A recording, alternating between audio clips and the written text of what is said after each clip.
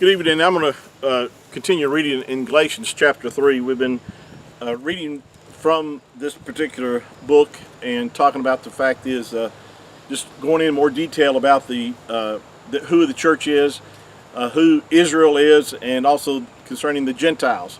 There's three groups of people that are on the earth today, and you fall in one of those categories. Either you're part of the church, that you've been born again, you have the Spirit, or you are a Gentile, an unbeliever, and you're not born again.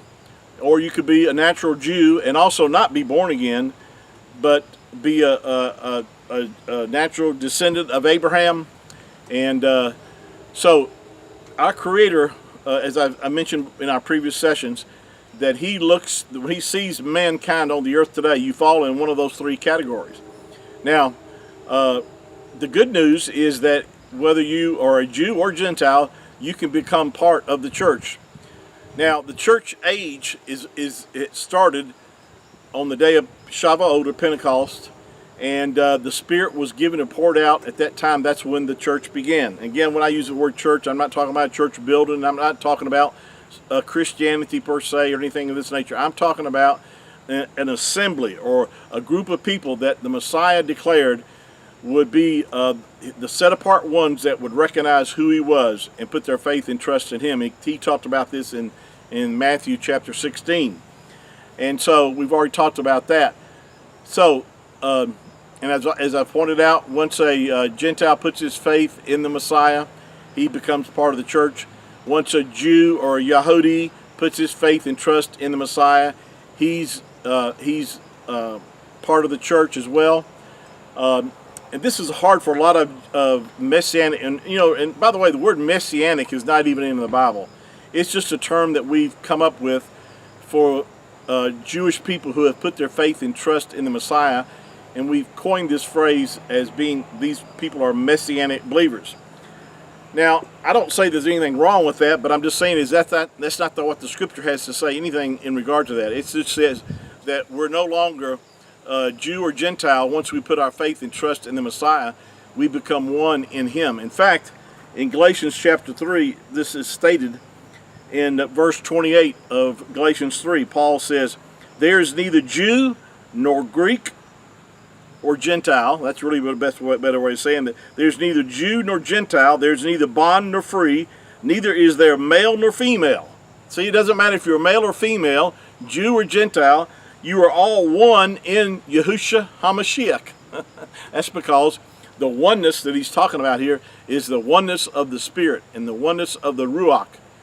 We Jew and Gentile have been made to drink into one Spirit or one Ruach, and that's what puts us into the family of our Creator.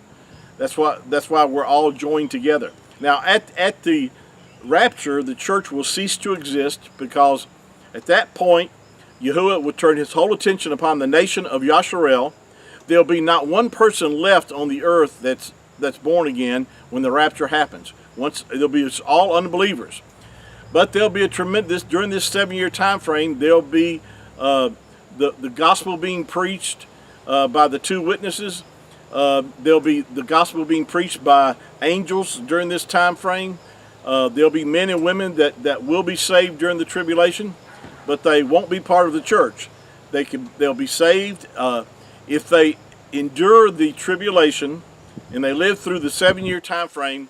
They'll be allowed to enter into this natural millennial reign of the Messiah. Well, He's going to come back to the earth. He's going to rule the earth, and all natural people that have saved will be allowed to enter into the natural kingdom here on the earth. They won't have experienced their resurrected bodies.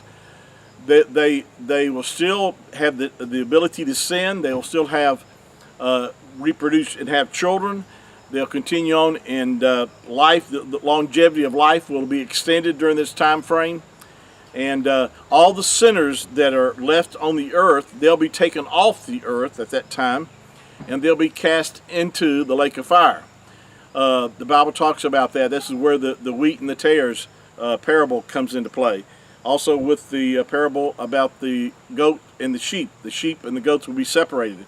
And so So with a proper understanding of these different groups of people, then you could understand how things are going to unfold in the end times. The church in our home will be in the New Jerusalem, which the scripture talks about, that no one shall be able to enter the New Jerusalem except whose names are written in the Lamb's Book of Life. And that's talking about the church, because at that point we will already be resurrected. We will have resurrected bodies, which will be incapable of sin. Sin will no longer be an issue or problem in our lives at that point, because this corruptible flesh will have put on incorruption. So no natural people will be able to enter the New Jerusalem.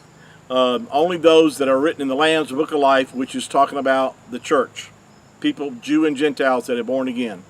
We'll talk more about this on our next session. Thanks again for joining me this evening, and just remember that keep looking up, because Yahushua said that when you begin to see the things that are happening, just like we're seeing today, wars, rumors of wars, and all the different things, all the signs that we're seeing in the heavens and so forth, know this, that our redemption is drawing near. And he said, look up when you begin to see these things come to pass. He didn't say after these things come to pass. He said when you begin to see these things come to pass, look up, your redemption is drawing near. And that's what the rapture is all about. It's about our redemption. Shalom.